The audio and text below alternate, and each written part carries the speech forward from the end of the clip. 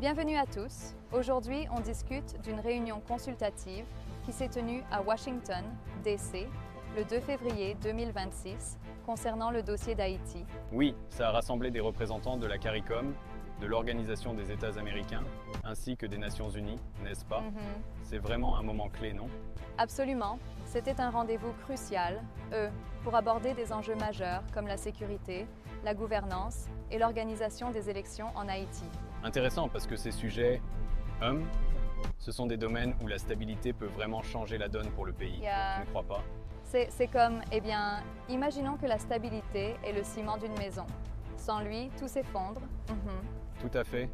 Et ici, le groupe de personnalités éminentes de la communauté des Caraïbes a clairement montré son engagement pour trouver des solutions viables. Oui, ils ont discuté des aspects sécuritaires qui sont primordiaux, surtout quand on parle de contexte post-crise, où la moindre instabilité peut être dévastatrice.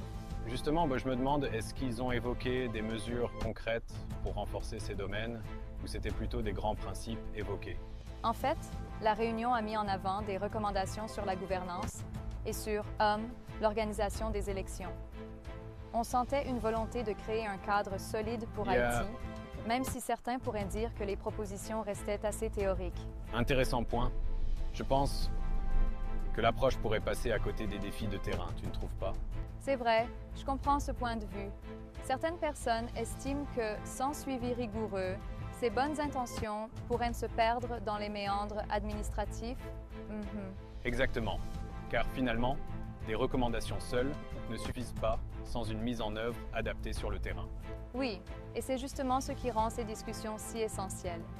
Elles permettront d'établir, une base pour que les acteurs locaux et internationaux puissent collaborer plus efficacement. Ça doit vraiment être un tremplin pour renouveler la confiance dans la gouvernance d'Haïti, tu ne penses pas?